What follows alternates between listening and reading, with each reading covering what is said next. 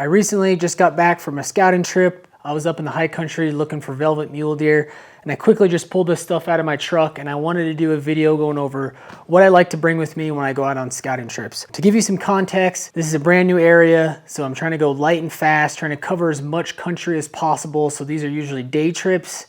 So I'm hiking in the morning, hiking out in the evening. Sometimes I'll hike back even during midday and move spots. So I'm not bringing a ton with me, just kind of the essentials that I need for when I'm out there scouting. Let's go into the clothes that I usually wear most of the time. Start off with just this base layer.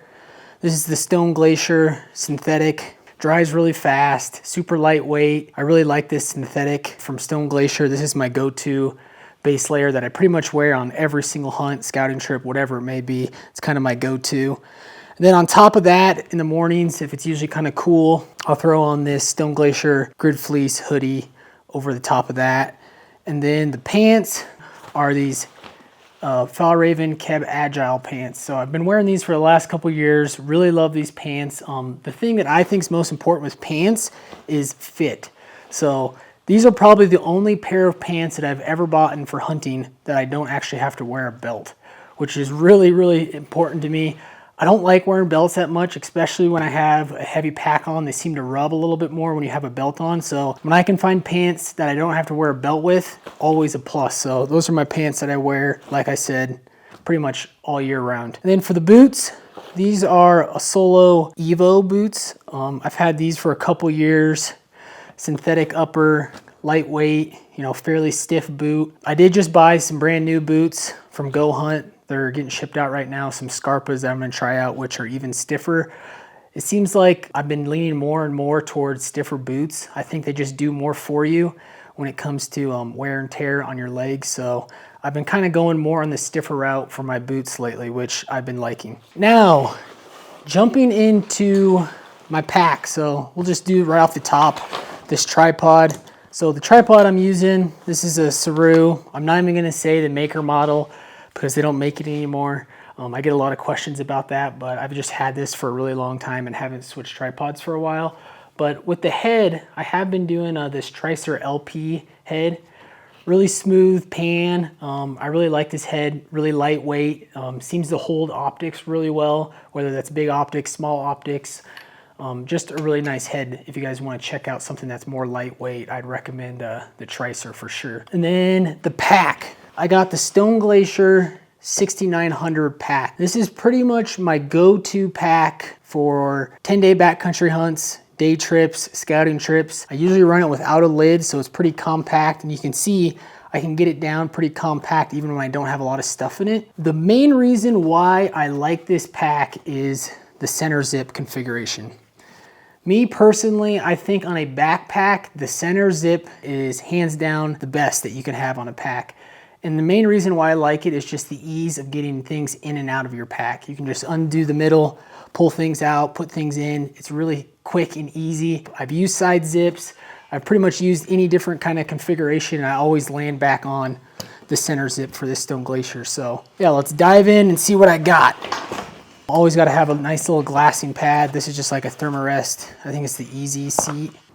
So right off the top, I got a Stone Glacier down jacket. I don't go anywhere without a down jacket. It's a must-have, lightweight, always have it in my pack. And then also another layer that I've been bringing recently is this jacket from Go Hunt. So it's kind of an active insulation piece. It's got this nice fleece interior, which is really, really comfortable. Like I said, I was scouting high country mule deer, so I was probably at 13,000 feet. And in the mornings and the evenings, it was getting pretty chilly, pretty windy. So having this extra layer, I really did like having that. And it's a good piece that I've added. So now going into some of my optics.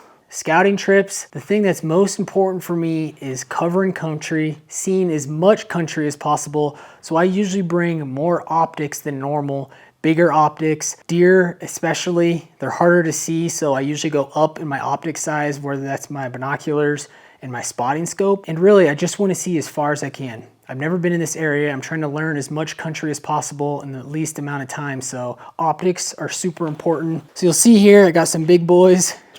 These are the Zeiss Conquest 15 by 56s. I really do like a pair of 15s. One from the truck, I can glass from my window. 15s are plenty of power. They're super comfortable to sit behind. And for deer, I really feel like when I have 15s, I'm not missing anything. Like I can find pretty much every deer in the basin when I got the 15. So I usually will always bring 15s with me on scouting trips. Hunting, depends how far I'm going in. If it's not that far, I'll bring 15s, but it's tough once you get behind 15s looking for deer and how much more you can find to not bring these in your pack, whether that's scouting or hunting. So I usually do like a pair of 15s. And then for my spotting scope, I got the Vortex Razor HD 85. For elk, I'm usually carrying a 65 just because they're bigger animals, they're easier to see. For deer, I usually like to use an 85, so that's what I have. Oh, also, I got the all-in phone adapter. Get yourself a nice phone adapter so you can look at things through your phone, take video, and then when you get home, you can review it. So always have my all-in system on my spotting scopes. And then just for water, I just have this Nalgene 48-ounce water. This is usually what I'll bring. I'll fill it up before I leave. And then like I have drops. So just in case if I run out, I'm usually running across streams that I can fill up again. But I've had no problems with just bringing 48 ounces of water out on day trips. Also with me, I always carry my possible pouch. This is essentially in my backpack year round. It's got all my essentials that I need in it. Some water purification is always a must to have in my pack. I got a knife, spork, I got my headlamp. Then I also have an extra headlamp. I recommend bringing 2 headlamps, paracord. I got my iPhone charger, energy block here. One thing I will note, I did get a new iPhone, which is USB-C, which a lot of these don't have that connection. So I actually got an adapter, so I'm able to, don't have to buy a bunch of new power banks. I'm able to use this adapter and still be able to charge my phone. Camera batteries, I carry a camera with me. It's recording this video right now. It's always in my pack too, so I got extra camera batteries. Chapstick, got my Garmin InReach on me at all times. And then I got an extra Petzl battery that goes for my main headlamp, so always have an extra one. And lighter, some patches. Yeah, but that's basically it that I keep in this possible pouch. Now kind of getting to the bottom of my pack. Rain gear. Always got to have rain gear no matter what I'm doing. These don't ever leave my pack. These are just KUIU rain pants, KUIU rain jacket. I have a rain fly. And then at the very bottom, I always like to keep kind of like my first aid stuff. So this is a trauma pack. So this is quick clot, stop bleeding.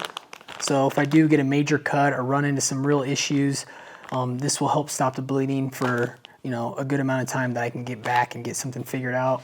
And then I do like a full med kit, basically everything you need in there if you run into any issues. So those 2 stay at the bottom of my pack all the time. Now kind of going into my side pouch. So some food that I have. These are day trips, so I'm not bringing a ton of food. I do like to bring a stove system because I'm making coffee a bunch.